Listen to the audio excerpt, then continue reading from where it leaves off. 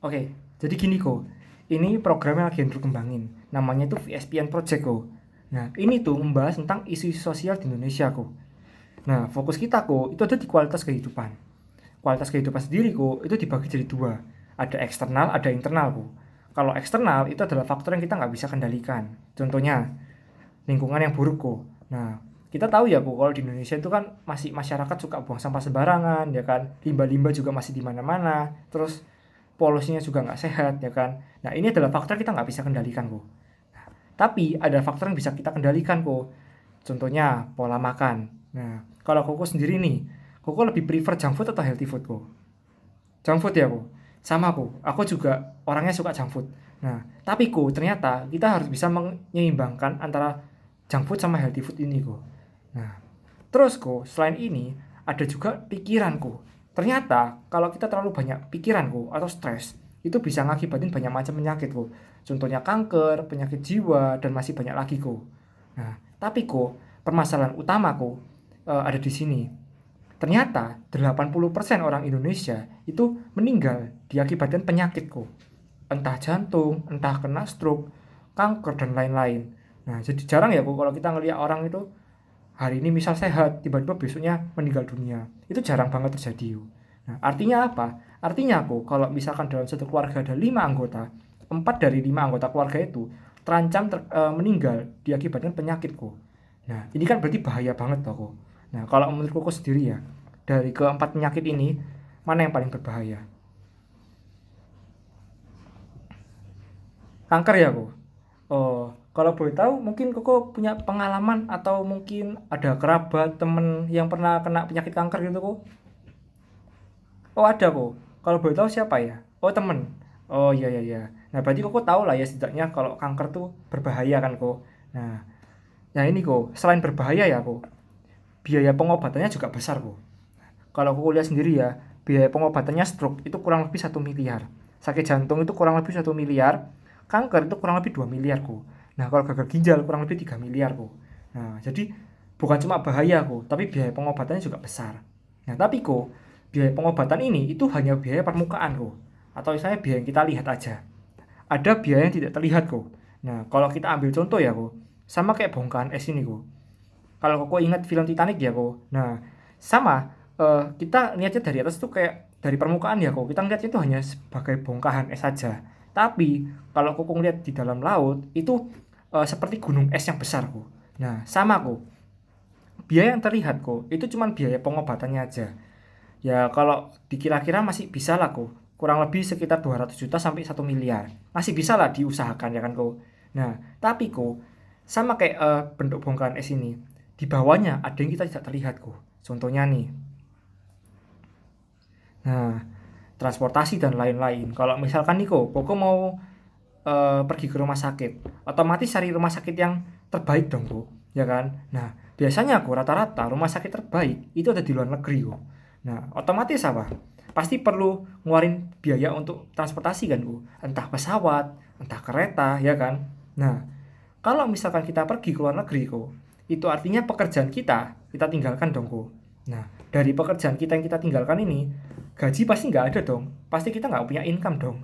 Nah, dari situ pelanggan pun juga pasti kena dampaknya kan. Mungkin mereka kehilangan kepercayaan dan lain-lain. Dan masa depan karir kita kok itu dipertaruhkan. Belum sampai itu aja kok. Kalau misalkan kita nikah kok, ya kan. Nah, itu pasti kita juga harus mikirin biaya cicilan rumah, biaya cicilan mobil, biaya sekolah anak dan lain-lain. Jadi tambah stres kok. Kita sakit, kita pergi ke luar negeri, tapi tetap stres kok akhirnya. Jadi tambah lama tambah sakit juga. Nah, jadi eh, biaya yang tidak terlihat ini kok justru lebih besar kok. Bahkan kok kerugian dari biaya yang tidak terlihat ini bisa mencapai 5 kali lipat dari biaya pengobatannya sendiri kok. Nah, jadi ini bahaya banget kok. Nah, nah ini kok inti sharing yang mau aku sampaikan. Semisal kok. Benar. Nah, semisal kok ada pasangan suami istri kok. Mereka bekerja, mereka eh, menghasilkan income ya kok. Mereka bekerja dapat uang dan uangnya kok itu dipakai untuk kebutuhan sehari-hari kok. Entah mungkin mereka mau beli mobil, cicil rumah, atau mungkin beli-beli barang dan lain-lain kok. Nah, itu semua dipakai di biaya kehidupan kok. Atau kok dia juga pakai uangnya untuk tabungan kok. Nah, tabungan. Nah, tabungan sendiri kok dibagi jadi 3 macam kok. Ada untuk masa depan anak, ada untuk dana darurat, sama ada untuk dana pensiun kok. Kalau menurut Koko ya, dari ketiga ini mana yang paling penting? Pasti semua penting kan kok. Semua ini pasti penting. Nah, tapi kok itu untuk mencapai tiga ini itu butuh waktu yang lama banget kok. Bahkan bisa bertahun-tahun. Nah, jadi kok ini sebagai contoh ya kok. Anggap aja ada orang namanya Pak A kok. Usianya 35 tahun dan dia tidak merokok. Misal dia bekerja dan nabung uang di bank kok. Nah, di tahun pertama kok dia nabung sebesar 3 juta per bulan kok. Tahun kedua, dia nabung 3 juta per bulan lagi. Di tahun ketiga, dia tetap nabung 3 juta per bulan lagi. Di tahun keempat, dia tiba-tiba kena penyakit kanker. Nah, butuh biaya pengobatan sebesar 1 miliar. Kalau menurut Koko ya, kira-kira bank bisa nggak membayar 1 miliar ini kok? Nggak bisa dong. Nah, betul kok, bank nggak bisa ngebayar 1 miliar ini kok. Otomatis apa? Otomatis Koko harus jual properti dong. Nah, tapi kok kalau mau jual properti, masa Koko rela jual rumah sendiri, jual mobil sendiri yang udah dicicil lama banget ya kan, nyicil, tiba-tiba habis semua untuk biaya pengobatan. Pasti nggak rela dong kok. Nah, otomatis jual properti tidak menjadi solusi. Kedua apa?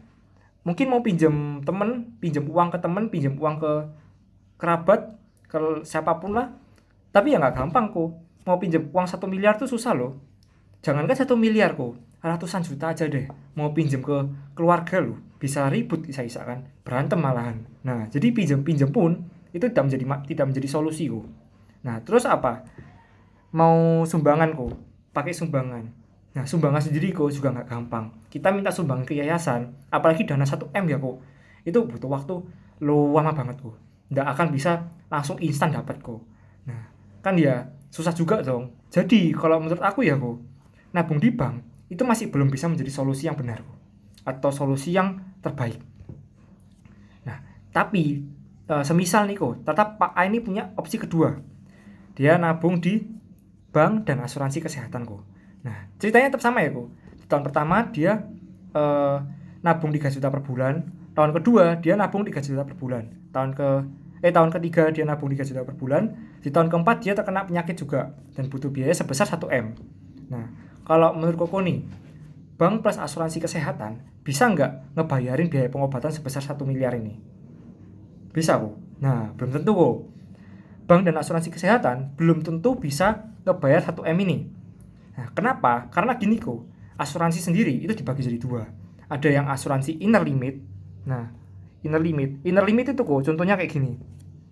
Nah, jadi biaya yang diajukan itu nggak sesuai sama biaya yang dibayar kok. Contohnya ini kok, biaya yang diajukan itu 1,9 ya kok. Tapi biaya yang dibayar itu hanya 7%-nya aja kok. 7% dari 1,9 ini kok. Cuman hanya sekitar 158 juta. Nah, ini kok contoh asuransi yang kurang bagus. Nah, yang satu lagi kok itu ada namanya sesuai tagihan. Nah, kalau yang sesuai tagihan ini contohnya seperti ini kok. Nah, jadi biaya yang diajukan sama biaya yang dibayar, nah ini hampir 100% kok. Lihat nih, di sini biaya yang diajukan 1,2 miliar kok. Dan biaya yang dibayar itu 1,18. Jadi hampir 100%-nya kok. Nah, ini contoh asuransi yang bagus kok. Nah, kalau boleh tahu nih kok, Koko sendiri punya asuransi enggak ya? Oh, punya kok. Dari mana kok? Prudent. Oke, oke. Koko biasanya bayar premi per bulan berapa kok? Kalau di Prudent? 2 juta kok. Oke. Kalau boleh tahu sama siapa kok? Oh, sama tangga ya kok. Oke, oke. Berarti Koko tahu lah ya istilahnya kalau asuransi itu eh, bagus itu loh. Maksudnya asuransi itu sangat diperlukan, ya kan? Berarti Koko sudah tahu itu. Nah, tapi kok kalau menurut aku ya, eh, bank nabung di bank dan asuransi kesehatan itu masih belum jadi solusi terbaik kok. Ini kalau menurut aku kok. Kenapa? Karena gini kok. Ini pakai contoh yang tadi ya kok. Semisal nih, ternyata bank dan asuransi kesehatannya itu yang sesuai tagihan kok. Jadi 1 M ini berhasil di cover sama asuransi kesehatannya. Nah, tapi kok yang jadi permasalahan, kalau menurut Koko nih, orang sakit bisa kerja enggak?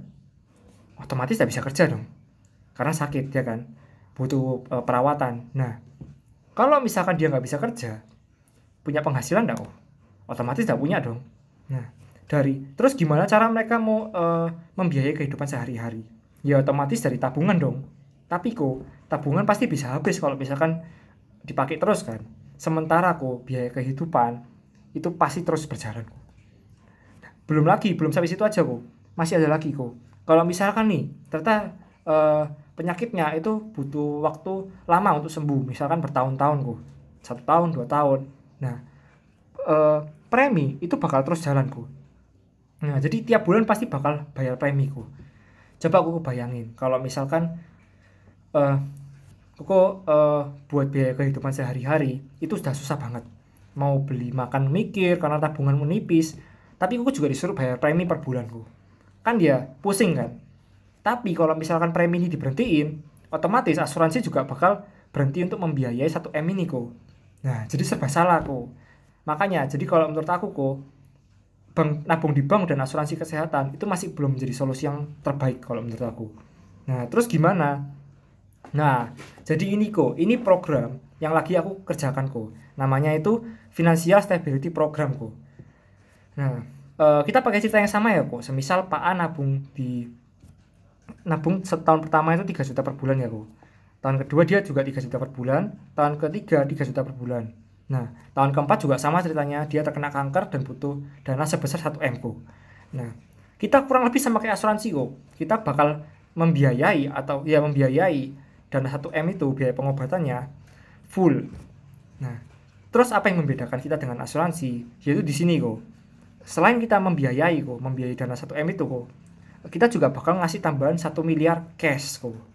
Nah, tujuannya apa? Karena gini kok, orang kalau sakit, otomatis dia nggak bisa kerja dong. Nah, mereka pasti harus terpaksa menggunakan tabungannya untuk biaya kehidupan sehari-hari. Nah, jadi fungsi 1 miliar cash ini kok, itu untuk menutupi itu. Misal mereka butuh biaya cicilan rumah, biaya cicilan mobil, atau mungkin biaya sekolah anak gitu ya. 1 miliar cash ini bisa dipakai untuk bayar apapun. Jadi ini tidak termasuk untuk biaya pengobatan. Jadi biaya pengobatan ada sendiri gitu. Nah, terus selain itu semisal nih ternyata penyakitnya butuh waktu lama butuh bertahun-tahun. Nah, di tahun kelima premi nggak usah dibayar lagi Tahun kelima premi nggak usah dibayar. Tahun keenam premi juga nggak usah dibayar. Tahun ketujuh juga nggak usah dibayar. Tahun ke-8 nggak usah dibayar. Sampai usia koko di 65 tahun. Dan itu dijamin 100% Kan buat apa ya kalau misalkan kita kasih 1M cash nih, terus kita minta lagi di bulan ke depan kita minta bayar premi lagi, kan ya ujung-ujungnya 1 miliar cash itu balik lagi ke kita dong. Nah, jadi kita nggak mau ngelakuin itu begitu ternyata penyakitnya butuh waktu lama, di bulan depan premi sudah nggak usah bayar lagi gitu. Nah, terus nih semisal ternyata orang yang sakit ini ternyata Tuhan tuh memanggil dan ternyata dia meninggal dunia Nah, kita akan memberikan dana sebesar 1 miliar untuk keluarga yang ditinggalkan gitu. Nah, selain itu kalau semisal nih ternyata si Pak A ini sesuai kayak tadi ceritanya ya si Pak A itu misalkan ternyata diberikan sama Tuhan kesempatan kedua Nah, ternyata dia sembuh sehat total. Terus pas pulang tiba-tiba dia kecelakaan. Nah, kita akan memberikan dana sebesar 1M lagi untuk keluarga dan si Pak A ini Nah, terus kita juga punya yang namanya kartu sakti. Nah, kartu sakti ini fungsinya untuk rawat inap, dan itu di seluruh rumah-rumah sakit yang ada di seluruh negara Asia Nah, jadi ini juga kamarnya VIP ya jadi enak kalau misal nih ternyata itu perlu ke rumah sakit, nggak perlu ngantri lagi, nggak perlu nunggu lagi, cuma tinggal kasih aja ini kartu saktinya, terus sudah tinggal langsung masuk aja ke kamar VIP gitu.